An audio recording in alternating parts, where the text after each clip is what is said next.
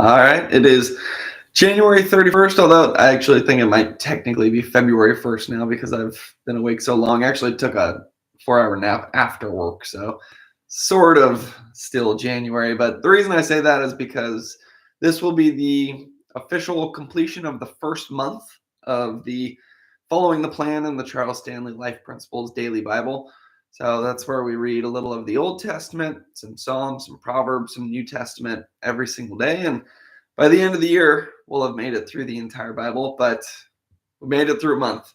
And honestly, it was not easy. Even just the first couple of days, I had work until 11:30 at night, and then I had to commute back home and then try to follow what we were talking about and reading those first couple days, and then got sick for quite a while where I completely lost my voice and could barely even speak in these videos.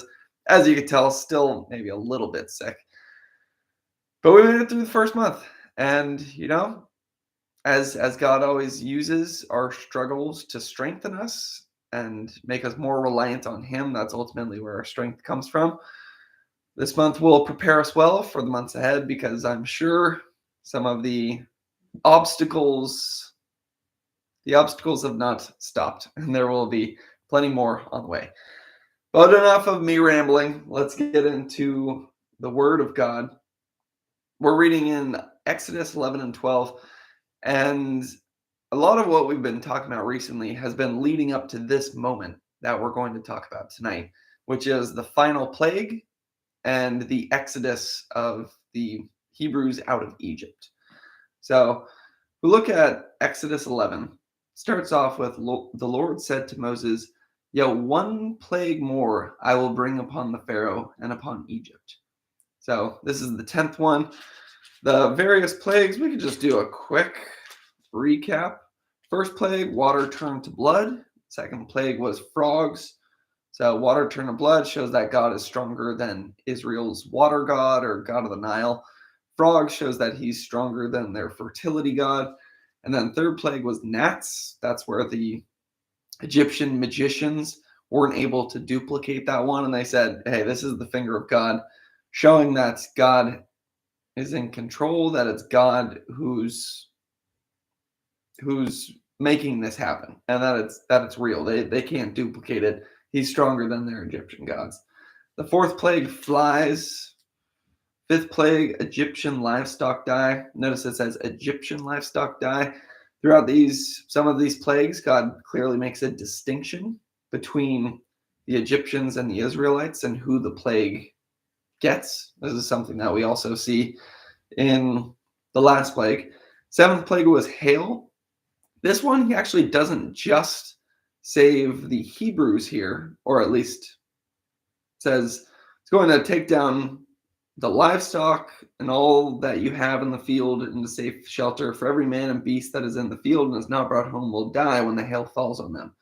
But God gives the warning to everybody and says, hey, if you trust in the word of God, take your livestock, bring your people into your barns, your houses, or whatever, and you'll be saved if you trust in the word of God here. So that one was interesting because he's extending it a bit more to anyone who would believe in the word of God and not just the Hebrews. Although it does make a point of saying only in the land of Goshen, where the people of Israel were, was there no hail. So for Israel, no hail whatsoever on that one. And is that because Israel is perfect and they don't deserve God's judgment? No, it just seems to be that God has remembered his covenant with them. He's the people that he has selected.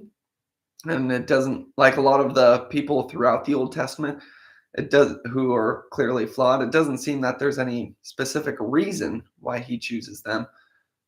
That's just his will. So that one was the seventh plague.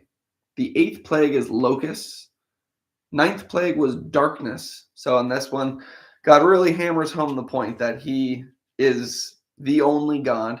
The Egyptians, I think maybe their strongest god was Ra, the god of the sun. And God makes darkness for 3 days. So any hope the Egyptians had left on that one, it's gone at that point. And then we get into Exodus 11. So this is the final plague. The Lord said to Moses, "Yet one plague more I will bring upon Pharaoh and upon Egypt. Afterward, he will let you go from here." So in a lot of, or all the other plagues, God would say, we're going to tell the Pharaoh to let the people go, but even after the plague, and even after sometimes he says, "All right, you guys can go," then he hardens his heart. And God always says, the Pharaoh's heart's going to be hardened. He's not going to let you go. It's on this one that he says, "Afterward, he will let you go from here." When he lets you go, he will drive you away completely. So what's interesting about this as well is it doesn't just seem like this has been God showing to the Egyptians that their gods aren't real and that he's the true God. That's certainly part of it. It's also part of it is showing some of the distinction between his covenant people. That seems to be important here. Helping Israel believe in God as well. For example, when some of this started and Moses was first telling the Pharaoh, like, "Let my people go," the Pharaoh actually made it worse on them. He said, now you guys have to make bricks without straw. You have to collect your own straw, and we're going to expect the same number of bricks. And the Israelites' response to that was to almost get a little bit mad at Moses and Aaron, and perhaps even God as well, that they didn't even want to hear it anymore. They said, "Hey, you're supposed to be delivering us, and now our lives are harder. Like, just quiet down and let us stay in our slavery," even though they were the ones who had cried out to God to deliver them from their slavery in the first place. So it seems that they've needed some work as well. And as we'll continue reading in the Old Testament, they do still need a fair bit of work. But this has been probably a great learning experience for them as they're seeing all this chaos happening around them, and they're protected from it because of their God. And God often does say, by these acts you'll know that I am God, and you're my people. So this has been strengthening them. But the point I'm working up to is that it's also been strengthening Moses as a leader. God has been bringing Moses in on some of these plagues where it's not just God snapping his finger and the dust turns into gnats or locusts over the land. A lot of this is Moses does something, like waves his staff or throws the dust into the air. And he's strengthening Moses up as the leader that he's going to need to be in the future. And what this last verse that we just read, or one of the verses that we just read, points out is that part of this strengthening process for Moses is making him reliant on God. And one of the main ways that God does that is he doesn't tell us the entire plan that's ahead of us. He maybe shows us the next step, maybe the next 2 or 3 steps if we're lucky. But then he says, after that, you just have to trust me. I'm going to show you what's right in front of your feet, but I'm not going to tell you the entire thing that's going to happen because I want you to have faith in me, and I want you to trust that I'm going to bring you through. So if he had told Moses, okay, from the very beginning, okay, there's going to be these 10 plagues, and then this is what's going to happen. You're going to be delivered out. He gives Moses details, but they seem to be more general. And the main point I'm making there is that when he's saying, afterward, he will let you go from here. When he lets you go, he will drive you away completely. And he says, one more plague I will bring upon the Pharaoh. The fact that he's saying one more plague I will bring upon the Pharaoh shows that Moses probably didn't know how many plagues there were going to be eventually. And this process is going on, and Moses is probably wondering, like, how is this all going to turn out? But it's at this point where God says, all right, this is the final, then we're out of here. And perhaps I haven't articulated this that well, but it's just really, it connects to my journey, I would say, a lot, where God will show me 1-2 steps ahead of me.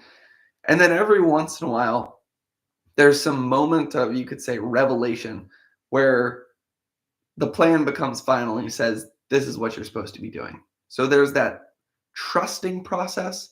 And then there's the point where God says, all right, that's enough of that. We're going to set course from here. And then, well, there will probably be more of that trusting process as well. For example, after Exodus, when they're in the promised land, and they don't know how, or they're trying to get into the promised land, and they don't know exactly how long that's going to take or what that journey is going to look like. So that was just the first few verses. At this rate, we will be talking until about 4 a.m. in the morning, so maybe I'll try to speed it up a little bit. So Moses said, thus says the Lord, I'm skipping forward here a little bit. Thus says the Lord, about midnight I will go out in the midst of Egypt, and every firstborn in the land of Egypt shall die, from the firstborn of Pharaoh who sits on his throne, even to the firstborn of the slave girl who is behind the handmill, and all the firstborn of the cattle. So even the cattle aren't exempt from this. Key thing I notice here is that he says, about midnight I will go out in the midst of Egypt. Just keep that in mind there. And then Moses seems to be telling the Pharaoh about this, giving him the warning, saying, hey, remember all the other times I came to you and said what was going to happen, and then that was exactly what happened because you wouldn't let the people go? Well, now all your firstborn are going to die. And interestingly, on this one, he doesn't say, let my people go. This is the first plague, I believe, where on all the other ones, starts off, thus says the Lord, when Moses is talking to Pharaoh, and then it ends with, like, let my people go, or it's somewhere within there. This is the only one where he doesn't say it. And that's perhaps because God knows, doesn't matter what Pharaoh says here, the people are being let go tonight. He no longer has the choice to let them go. This is just what's going to happen. Then the Lord said to Moses, Pharaoh will not listen to you, that my wonders may be multiplied in the land of Egypt. So Pharaoh refuses to humble himself before the Lord, and now the punishment for that pride is going to be difficult and widespread. And also, interestingly, one line that just kind of popped out to me is that, and he went out from Pharaoh in hot anger. So at this point, Moses, this is another thing that sets this one apart. At this point, Moses is actually walking away in anger from the Pharaoh. And it doesn't exactly say why, but perhaps it is the what you could say the harshness of this plague, that the firstborn of all the Egyptians, even down from the Pharaoh to the slave and even the firstborn of the livestock, they're going to die. And Moses probably sees that it's because of the Pharaoh's pride that all of this suffering is going to have to take place, and the hardness of his heart. And Moses is probably angry about that. He knows that it's justified, but it probably makes him angry that Pharaoh won't just humble himself, and that this has to happen in order for that point to get across. Could say it's a drastic measure, but I mean, the Lord works in mysterious ways, and sometimes terrible things have to happen in order for people to come to faith. And unfortunately for us and the Pharaoh, we're so stubborn that the only hope we have sometimes is for that suffering to take place to bring us closer to God. It's the only thing that can get our attention, which is unfortunate. So now getting into Exodus 12, this one's the Passover. And this is something that I read this morning, and I just kind of skimmed over it. I thought, oh, I sort of know the story, whatever. I didn't say whatever, but I just didn't see the importance of it. And then as I did more research throughout the day today, realized that what the story is saying, and it is perfectly pointing to Christ. So we'll see if we can make that connection a bit here. So tell all the congregation of Israel that on the 10th day of this month, every man shall take a lamb according to their father's houses, a lamb for a household. And if the household is too small for a lamb, then he and his nearest neighbor shall take according to the number of persons, according to what each can eat. You shall make your count for the lamb. This is the key part. Your lamb shall be without blemish, a male a year old. You may take it from the sheep or from the goats, and you shall keep it until the 14th day of the month, when the whole assembly of the congregation of Israel shall kill their lambs at twilight. Then they shall take some of the blood and put it on the 2 doorposts and the lintel of the houses in which they eat it. So they're supposed to take a sacrificial lamb, take the blood, put it on the doorposts. And a key part of this is it says that lamb should be without blemish, a male a year old. So then you might be wondering, why are they doing this? Well, it is the Lord's Passover. For I will pass through the land of Egypt that night, and I will strike all the firstborn in the land of Egypt, both man and beast, and on all the gods of Egypt I will execute judgments. I am the Lord. The blood shall be a sign for you on the houses where you are, and when I see the blood, I will pass over you. Why it's called Passover, and no plague will befall you to destroy you when I strike the land of Egypt. So here we're seeing that there's a sacrificial lamb. They put the blood on the doorposts, and that's the sign that God sees that these people are, what's the right wording here? That perhaps their sin is atoned for. I hope I'm not reading too far into this, but the fact that this is necessary, and God clearly says, the blood shall be a sign for you, and when I see the blood, I will pass over you. It shows that sacrifice that they're making and that blood is what gets them out of the judgment of the plague, of the firstborn dying, which means that without the blood, the firstborns would have died. It's clearly the blood on the door that is having God pass over them. So this idea points to the idea that even though a lot of these plagues have been separated between Israel and the Egyptians, like let's say the hail, or so some of the other ones, or the darkness one. That was a cool one where it was dark in Egypt, but there was still light over Goshen where the Israelites were. I also don't know the difference between Israelites and Hebrews. I've been saying that interchangeably. Hopefully it is somewhat the same. The idea here is that even though there's been some separation, in this one, God seems to be saying, no, there should be judgment for all of you. So why is there not judgment for the Hebrews? Because they've made this sacrifice of the lamb without blemish. And the way that points to Christ is we are all worthy of judgment, but it is Christ's blood that allows God to pass over us, that makes us right in the eyes of the Lord. And the reason I said that one of those verses so important, the lamb shall be without blemish, is because in order for that sacrifice to count, in order for that sacrifice to be worthy, in this case, it had to be a lamb without blemish. And then in our case, it had to be Jesus, who was perfect. He was without sin, so he was without blemish. And that is what made that atonement possible, was he didn't deserve any judgment, but he took all of our judgment on his shoulders. And then that's what paid our debts for us.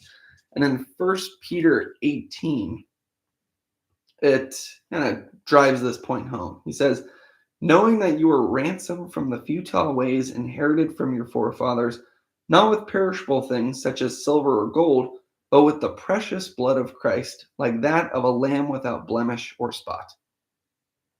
Perfect connection right there. I don't even need to explain that or dive into it deeper. Thank you, Peter, for explaining it perfectly for us. So, long story short, it happens. And what was interesting is that earlier it says about midnight this is going to happen. But then when it actually does happen, it says at midnight the Lord struck down all the firstborn in the land of Egypt, from the firstborn of Pharaoh who sat on the throne to the firstborn of the captive who was in the dungeon, and all the firstborn of the livestock. So earlier he says about midnight, and now it's at midnight. And it unfolds exactly as he says it would. Firstborn of Pharaoh, firstborn of the slaves, firstborn of the livestock, which once again shows that God is in complete control of this situation.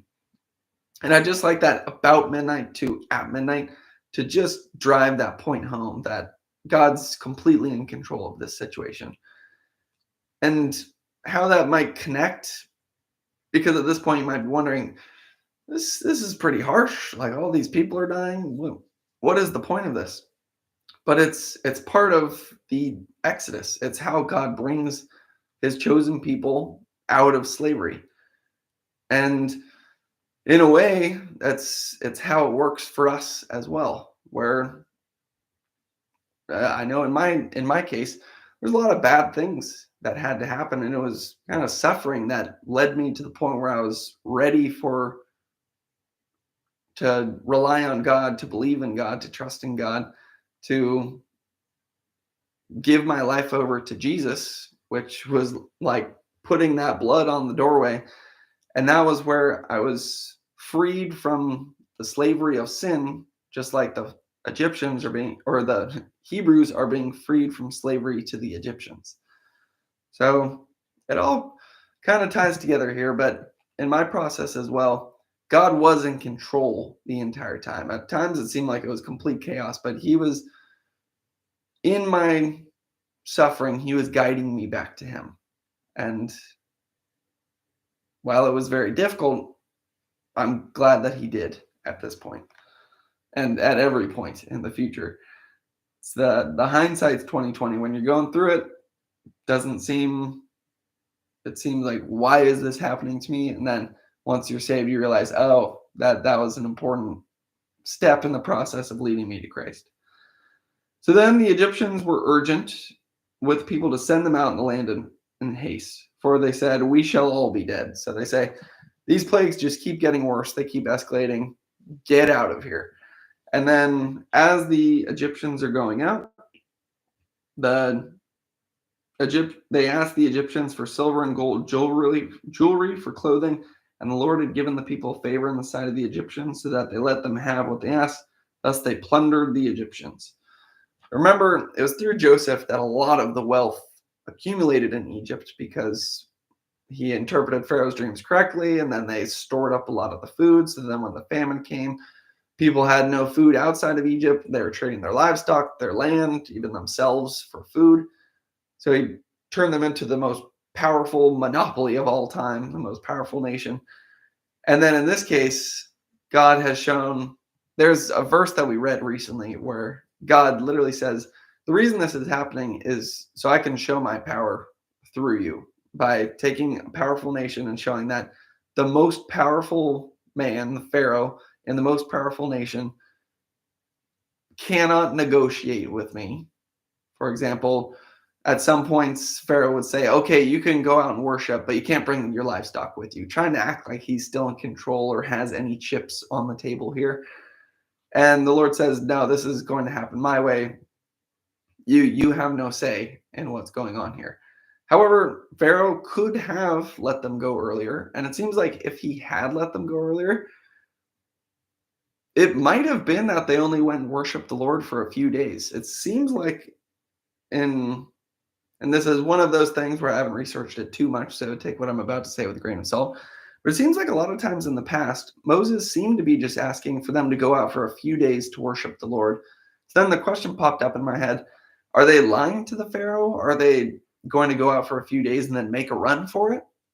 Or is this the actual offer here, and then they would return to Egypt?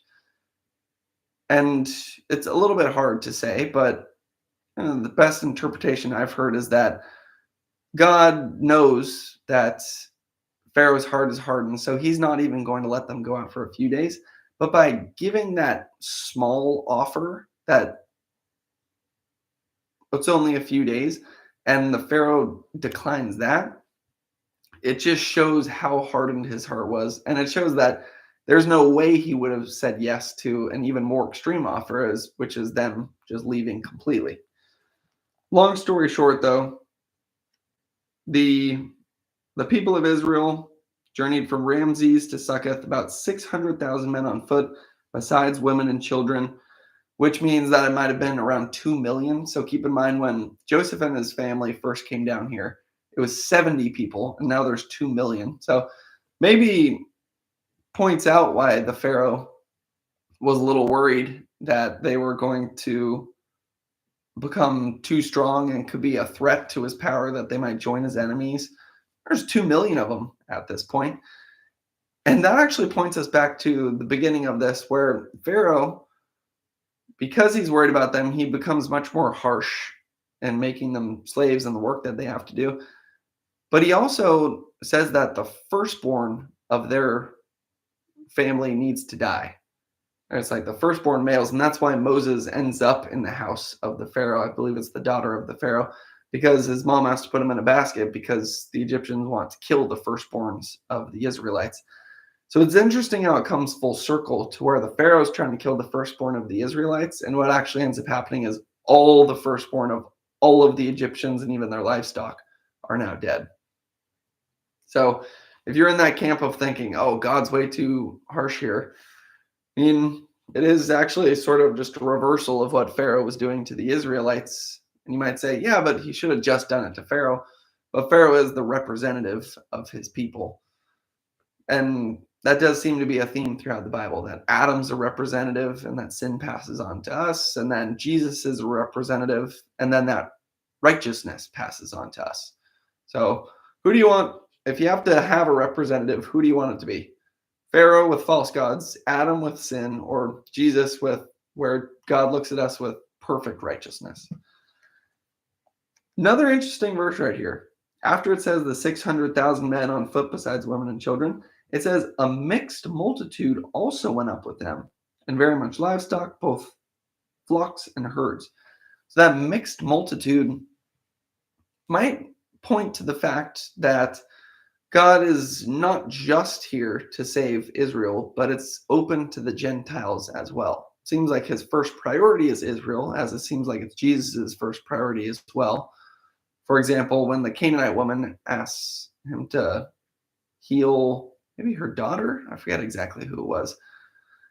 He says, I'm here for the Jews, which caught me off guard, but it does seem to be God's first priority. But then it seems that saving through the Jews then gets extended outward to the Gentiles, and this verse kind of points to that as well. So I think that kind of wraps it up enough. God basically brings them out. It says, it was a night of watching by the Lord to bring them out of the land of Egypt. So this same night is the night of watching kept to the Lord by all the people of Israel through all their generations. All the people of Israel did just as the Lord commanded Moses and Aaron, and on that very day the Lord brought the people out of Israel, out of the land of Egypt by their hosts. So that concludes Exodus 12 and that big buildup that we've been on over the last 12 days. And you could say it's building up since the very start of the Bible at this point, especially through Joseph's story when they go down into Egypt. But quite a story. What's the main takeaway here? I think the main takeaway might be to what we were reading in Peter, that this all points to Christ, that just the way the Israelites were saved through the Passover and the sacrificial lamb without blemish and putting the blood on the doorways, that's the way we are saved as well. It's that we deserve death, just like everyone in the story. It's a harsh thing to say, but God makes the rules, and he says if you sin, the punishment is death. So that is what we all deserve. Call me indoctrinated, but that's the truth. And in this story, it's that blood that saves the Israelites. And it seems like a mixed multitude as well, who put their faith in the Lord and his word. But it's the same for us. We deserve punishment. We deserve death. That is justice for us turning away from God, for not trusting in God, for having false idols. But it's through Christ's perfect righteousness and him fulfilling the law and us believing in him that we're saved. That Christ's perfect righteousness, he becomes our representative, and then we are viewed as righteous before God because of that. He's the reason that we're passed over. And that actually probably shouldn't dive too deeply here, but I mean, I took a 4-hour nap, so I got some time. And you know what? This is the finale of the first month, so we'll just go into it. There's something that this reminded me of, that came up earlier today, and it's something that we previously talked about in Matthew 5. So it's Matthew 5. This is the Sermon on the Mount. And it's a somewhat confusing story here. It's Matthew 5:20, I believe, 17 through 20, but 20 is the really confusing one, where the section is called Christ Came to Fulfill the Law. So keep that in mind when I read verse 20. It says, "For I tell you, unless your righteousness exceeds that of the scribes and Pharisees, you will never enter the kingdom of heaven." So when I first read that, I thought, well, that is alarming because the scribes and the Pharisees were known for their righteousness. They were like when the Old Testament law talks about tithing, which is you give 10% of your income to God.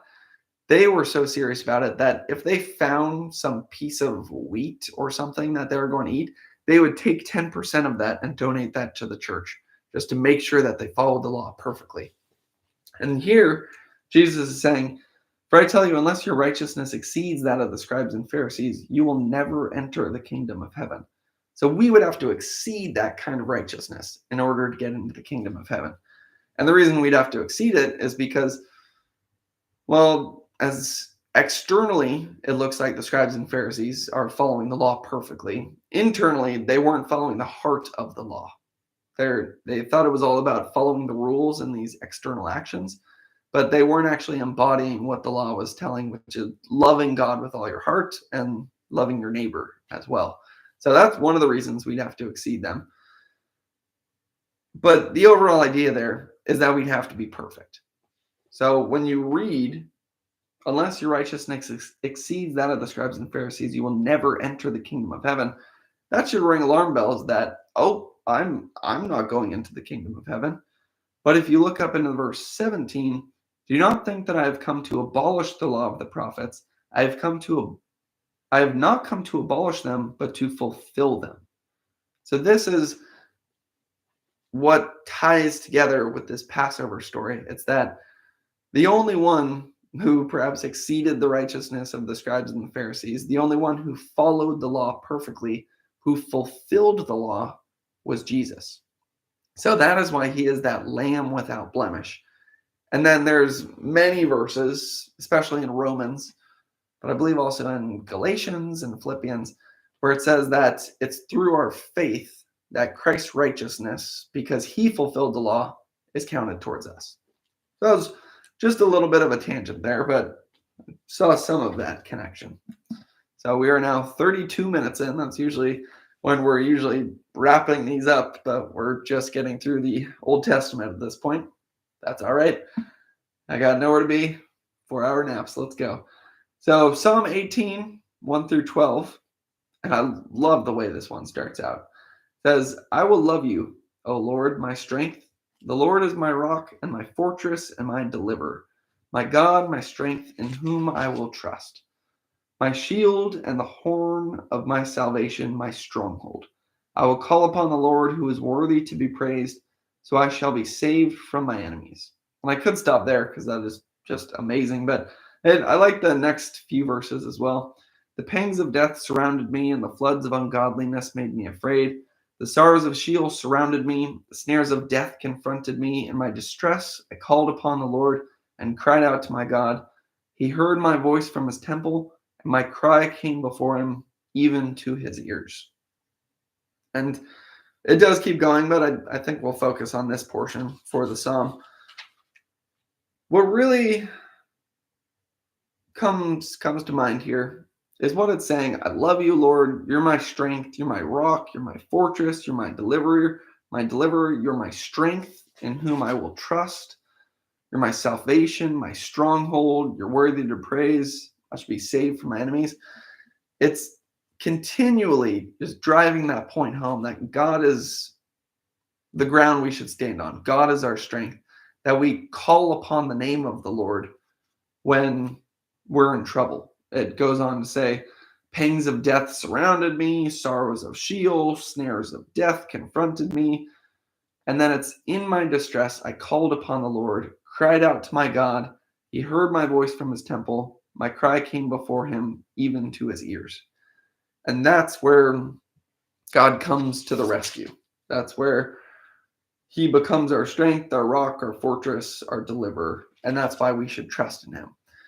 And this just maps perfectly onto my own journey, where I was talking to ChatGPT earlier today, as that's I think the best research tool that you can possibly use these days, outside of maybe talking to your pastor, who obviously personal conversation is great, but in terms of information, ChatGPT's got it all, especially if you know how to prompt it. And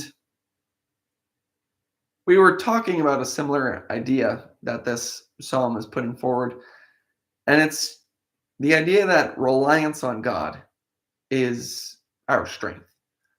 And in my own journey,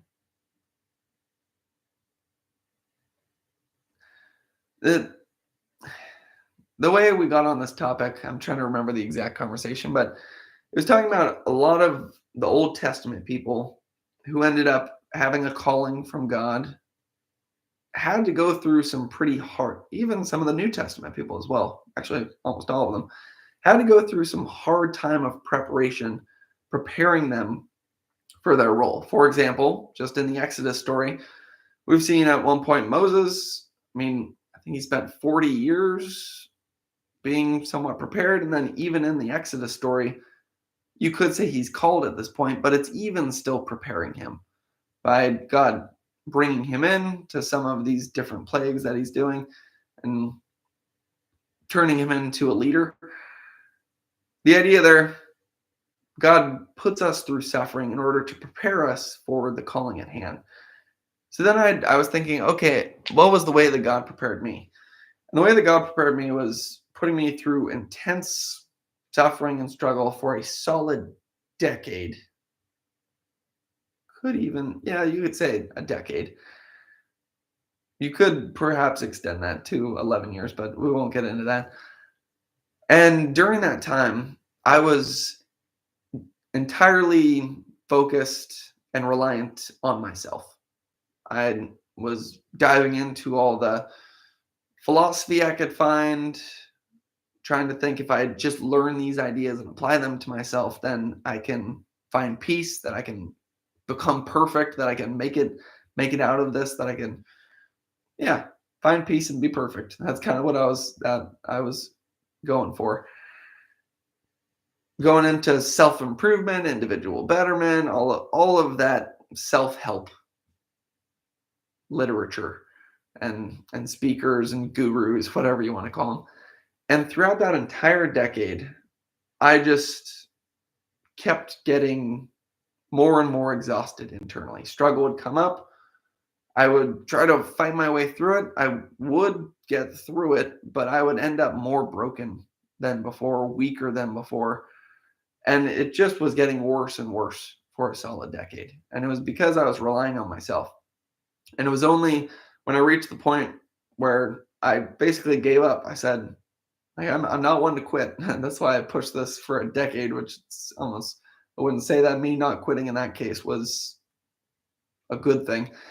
But I finally got to the point where I was completely worn out and I said, all right, obviously I can't get myself out of this. And it was at that point that God opened my eyes, broke down that heart of stone and turned it into a heart of flesh and saved me, and where my faith ultimately sprung from. And ever since then, my faith has been in God. But it was that decade of trying to rely on myself to get through my struggles and realizing that that doesn't work that I think is my strength now. My strength now is that I know I am not the answer. I know that I should not be relying on myself. I should know that I should not be trying to control the situation. I know that it's not my own willpower, discipline, or knowledge that's going to get me through. I tried that for a decade and it doesn't work.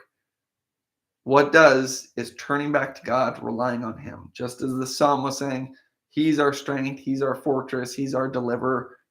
He is who our trust should be in. And people would say, oh, this isn't good evidence because it's all just subjective experience. Don't care. Because I tried everything for a decade as hard as I possibly could.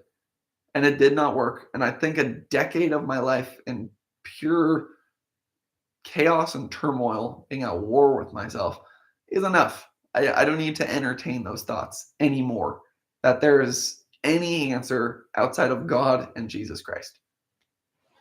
If I heard myself say that 2 years ago, I would have thought, what happened to me? But God is what happened to me. And now I realize that it's real, because all those other philosophies, when I'd be going through hard times, I would lean into them even more. And every single time, the more I leaned into them, the more I realized they were wrong. The more that I realized that it was not the solution to my problem. There were some that were all right, that seemed to be able to get me through, but it was like Stoicism or the teachings of Earl Nightingale. And maybe that there's some crossover there with Christianity. You could call it maybe common grace, where they maybe have similar ideas. So that's why it would seem that those would get me through some of the hard times, but ultimately they weren't solving the actual problem at the core. The problem at the core was my heart.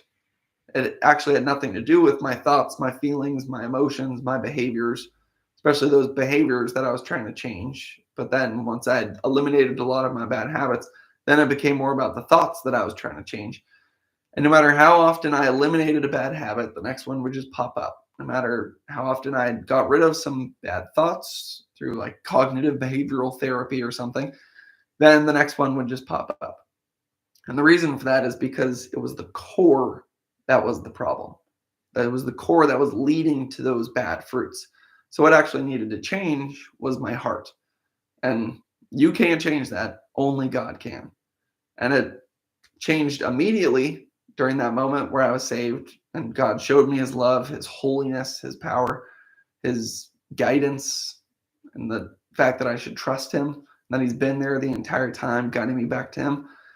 So it happened instantly, but then it's now also happened very gradually, where God's continued to put me through challenges where it seems like I'm still having to relearn the same lesson, where something comes up, I lose my trust in God. I try to focus on how I'm going to control the situation. That inevitably makes things worse. And then I remember, oh yeah, God. And I turn back to him, and then I find peace. I get back on my solid ground. And what's interesting is, before, whenever I went through challenges, it seems like I would come out of them actually more broken and weaker than before. But now it feels like when I go through challenges and I rely on God, he's mending those pieces back together. He's healing me and making me stronger. And it's not in my own strength, but it's because I'm learning to trust in him more. And God is ultimately where real strength comes from, as the psalm was saying. So that's probably enough of me talking. Let's get back into God talking. Although I'm not going to be able to interpret this one very well because it confused me. I had no idea what this proverb was talking about. We're now getting into the Proverbs 6, 1 through 5. It says, my son, if you become surety for your friend, if you have shaken hands and pledged for a stranger, you are snared by the words of your mouth. Keeps on going, and then it says, go and humble yourself, plead with your friend, deliver yourself like a gazelle from the hand of the hunter and like a bird from the hand of the fowler. And I read this and I was thinking, what is this even talking about? And apparently it's the first verse that tells us. It says, my son, if you become surety for your friend. And I guess surety is a way of saying you give your friend money. And then it ends by saying, deliver yourself like a gazelle from the hand of a hunter and like a bird from the hand of the fowler. Saying if you've made a bad financial decision by giving money to your friend, get out of that as soon as possible. And I'm not going to dive any further into that because I didn't really research that one too much. As you can see by the 44 minutes into this, I was doing plenty of other research today. Perhaps most of my research that was actually on Matthew 20, 17 to 34, which is our reading from the New Testament today. So let's now get into that. All right, Matthew 20, 17 to 34. So it starts off with Jesus foretelling his death for a third time. And Jesus was going up to Jerusalem, took the 12 disciples aside. So at this point, his Galilean ministry is done, and they're now going down to, or it says up to Jerusalem. That one's confusing. I think I read that there's actually a reason for that, where we would say going up to like Montana. If you're in California, you're going up there because it's north. But they would say they're going up to Jerusalem, I believe, because it's higher elevation, even though they're going south. Don't quote me on that, though. That just sprung up into my mind as something that I think I read a couple of weeks ago. So it says, going up to Jerusalem, and the Son of Man will be delivered over to the chief priests and scribes, and they will condemn him to death and deliver him over to the Gentiles to be mocked and flogged and crucified, and he will be raised on the third day. So this reminds me of what we've been reading in Exodus, and actually it seems like every time God gives promises, it seems like they'll be more general at the beginning. Like with Abraham, he says, you'll be the father of many nations, you'll be able to count them like the stars. And then eventually he leads Abraham along for a very long time. And Abraham the whole time is thinking, all right, where are these descendants? Where's the kids? And then he even takes it into his own hands and has a kid with one of his wife's servants. And hopefully I'm not mixing up some of my stories. We've read about a lot of people in the Old Testament at this point. But then as it gets closer to the time, God says, all right, at this time next year, you're going to have a son with your wife, Sarah. I believe it's Sarah that Abraham's married to. Because I think it was originally Sarai and then changed to Sarah, and he was Abram and then changed to Abraham. But it becomes more specific. He says, this time next year, you'll have a son with her, and this is what you're going to name him. And I think the name was Isaac, for he laughs, because they're at such old age at that point that they think, oh, we're going to have a kid. That's hilarious. So the idea there is that it gets more specific. Then it's also the same with the plagues, where it seems like God at the beginning is saying, I'm going to deliver you out of the hands of the Egyptians. And then right before the last plague, he says, this is what's going to happen. It's going to happen at midnight, and then you're going to be delivered. And it becomes a lot more specific. And then he starts getting into details about how to celebrate the Passover for years to come. And they're not even delivered out at this point. And then in this case, Jesus gets about as specific as you could be. It says, Son of Man delivered over to the chief priests and scribes. They'll condemn him to death, deliver him over to the Gentiles, mocked, flogged, and crucified, raised on the third day. That's literally what's going to happen throughout the rest of Matthew, summarized in a few sentences right there.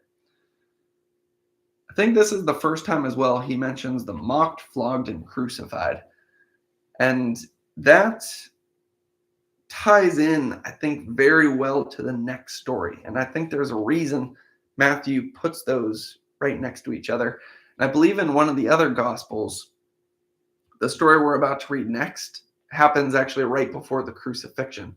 So it seems that these concepts are tied together. And you'll see why soon enough. So then the mother of the sons of Zebedee came up to him with her sons, and kneeling before him, she asked him for something. And he said to her, what do you want? She said to him, say that these two sons of mine are to sit, one at your right hand and one at your left hand in your kingdom. So this is James and John's mom. So the wife of Zebedee. I forget what her name is. It doesn't say it right here. But it is, I found out today that apparently she might have been sisters with Mary. So I never knew this, but James and John might have been Jesus's cousins. It's the same way John the Baptist was Jesus's cousin. So Jesus's, what would that make her? Jesus's aunt, perhaps, coming up and saying, I want James and John to sit at your right hand and your left hand in your kingdom. So you could give her some credit that even with Jesus saying that he's going to be mocked, flogged, and crucified, she still, I don't know if she heard him say that, but she believes that the kingdom is coming. So one of the first things John the Baptist and Jesus say is the kingdom of heaven is at hand. And she seems to believe that, so you could give her some points for that. But then she kind of loses some of that credit because then she asks for her sons to be on his right hand and his left hand in that kingdom. Keep in mind, she's asking this in front of the other disciples as well. Jesus answered, "You do not know what you are asking. Are you able to drink the cup that I am to drink?" They said to him, "We are able." So the fact that they say we are able shows that they do not know what cup Jesus is talking about. Jesus is talking about the same cup that he's talking about in the Garden of Gethsemane, where I, I just had the thought in my mind of, wow, look at all these different stories I know and can now connect together. But there's so much about the Bible I still do not know. And yeah, I should remember to be humble. And the story of Gethsemane just happens to be my favorite story. So maybe I'd tie lots of things back there. But in this case, I don't think I'm stretching to connect these two stories together, because it's in Gethsemane that he says, "Father, if you can, let this cup pass from me, but not as my will, let your will be done." Terrible paraphrase right there, but that's the gist. And the cup that he's speaking of in the Garden of Gethsemane is the crucifixion, the mocking, flogging, and crucifying that he knows is about to happen. He's asking God, can that cup pass from me? But your will be done.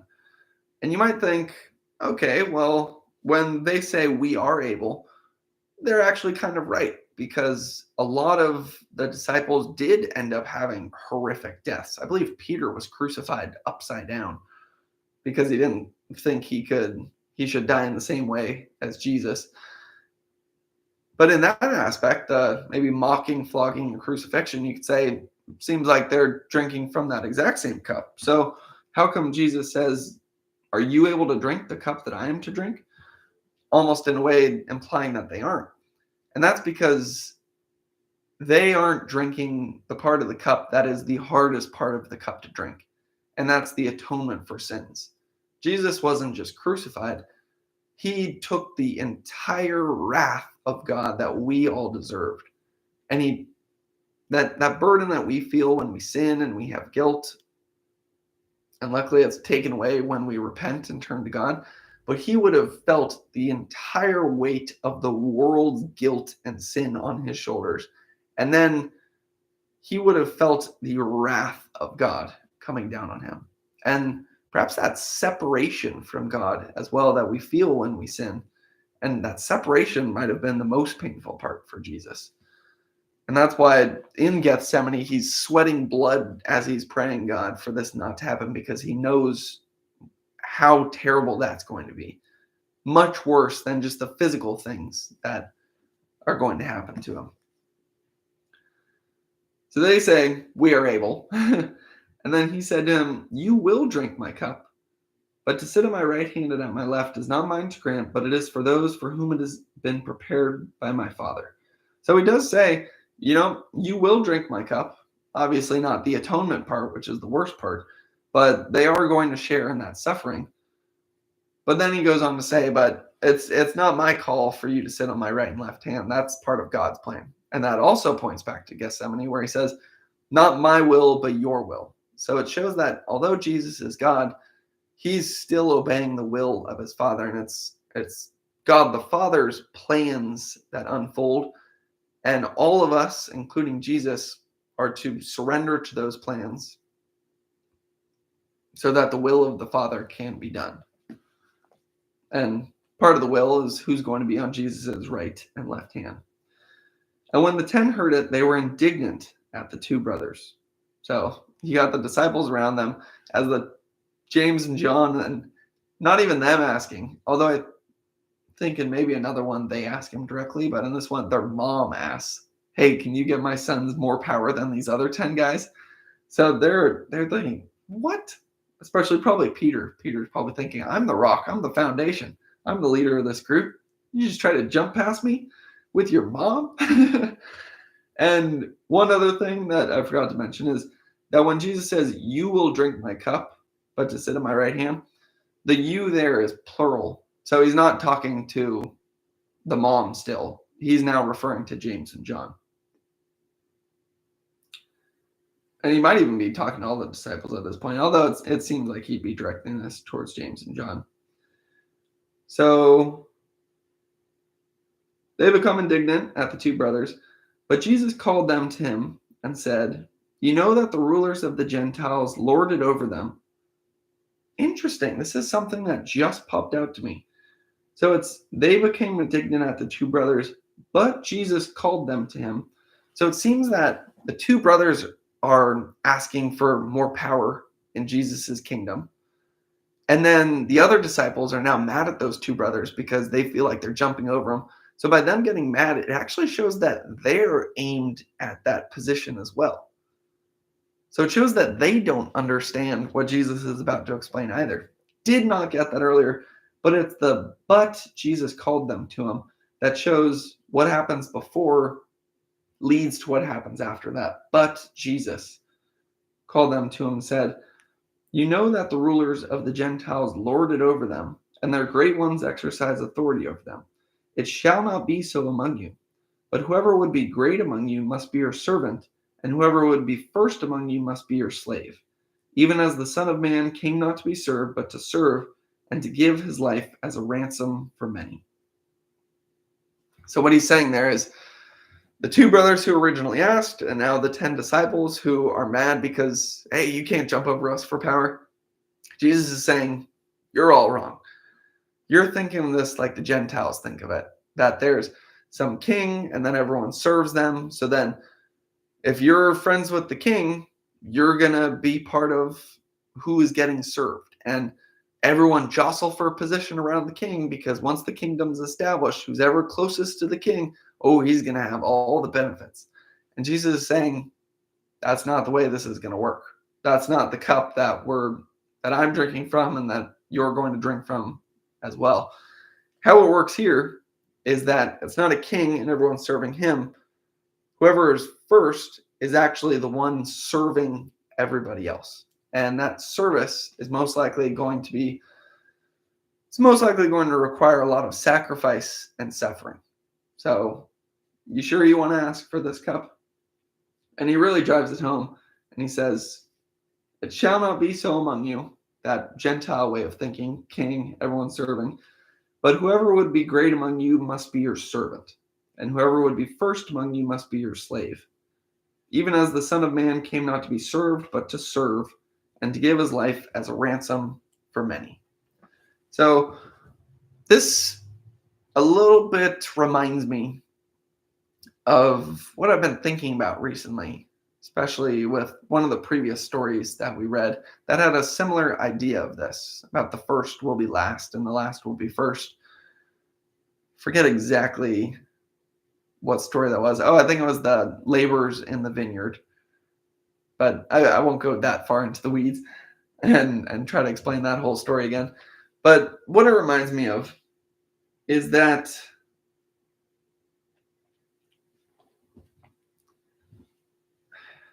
it's what should motivate us. Because I believe it was the laborers in the vineyard that it showed that it's not our work that leads to our salvation and us getting into heaven. It's really just a matter of, if God calls you, then you get that denarius. Or if God calls you, you get salvation, you get into heaven, and your faith springs from God calling you. And the work in that laborers in the vineyard didn't really seem to matter in terms of, it doesn't matter in terms of salvation. But then there are also verses that say the rewards in heaven will be in proportion to the works that you do in your life. So then you would think, okay, so are we supposed to think about those rewards in heaven and try to do a lot of good works so we store up more rewards in heaven? Well, I think both the laborers in the vineyard story and this one are saying that even though we know there might be more rewards in heaven if we do more good works in this life, getting into heaven, again, is just due to our faith and trusting in Jesus. It has nothing to do with our works. It is the gift of God. But should our motivation in this life for good works be due to the fact that there are more rewards in heaven in proportion to those good works on earth? seems like this is saying no. It seems like what it's saying is, if your motivation is for yourself and for your rewards, and perhaps in comparison to others to try to be better than them, then it shows that your heart's not in the right place. And that's not actually serving God, it's serving yourself. So you shouldn't be focused on those rewards in heaven, even if you are laying up treasures in heaven, because that's focused on yourself. What you should be focused on is serving others. And this is where it ties back to the laborers in the vineyard, where what that story is telling us is that God calls us, and then he gives us that denarius just because we were called. He gives us salvation because we were called, and we have faith in him because of that.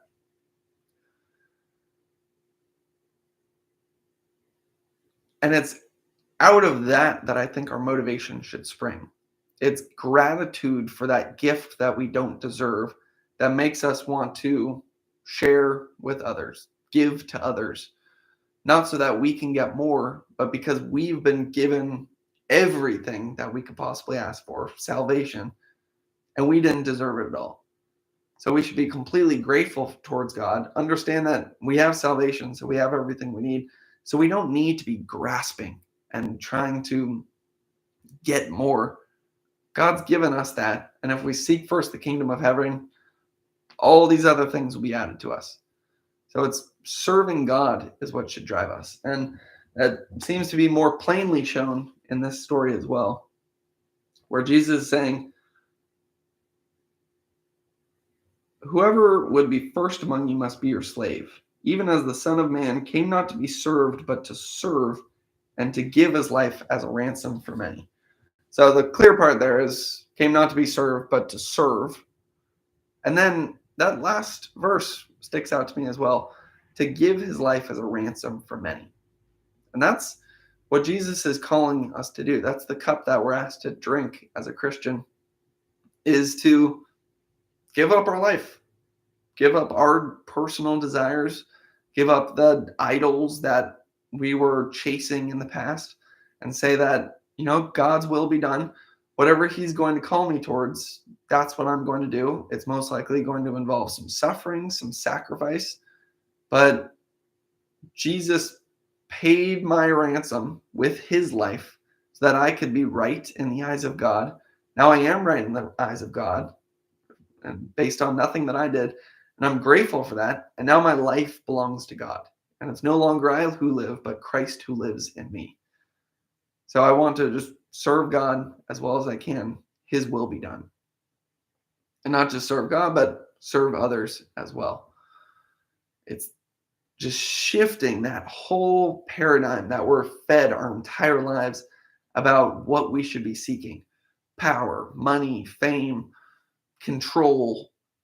And Jesus is saying no. What we're called to do is be a slave. Kind of wild, but that is what we're called to do. And God saved us, so we should be grateful. We don't need anything more. And the more that you might still think that you need is not going to fill you up.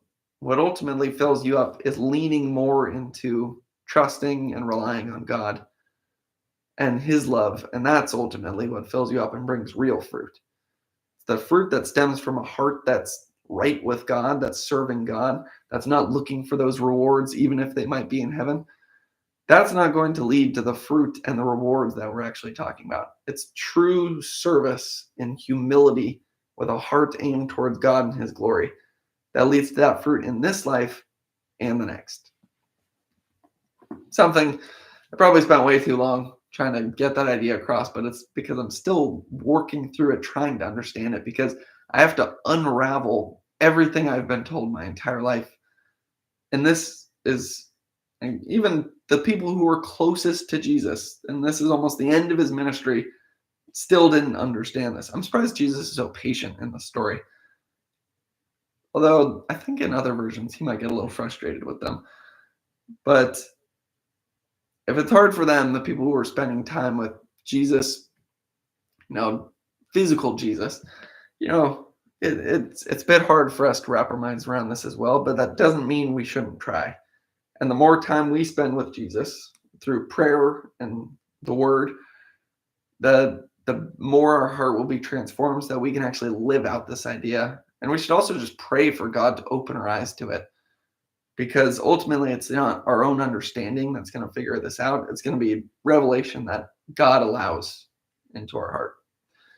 So then it goes on to Jesus healing two blind men. I probably won't get into this one too much because getting a bit tired here. I can feel my brain slowing down a little bit. But it's two blind men. They say, Lord, have mercy on us, Son of David. So they call him Lord and they call him Son of David, pointing to who Jesus is. He's the Messiah, but he's also God. And then Jesus stopped, says, what do you want me to do for you? They say, Lord, let our eyes be opened. And Jesus in pity touched their eyes, and immediately they recovered their sight and followed him.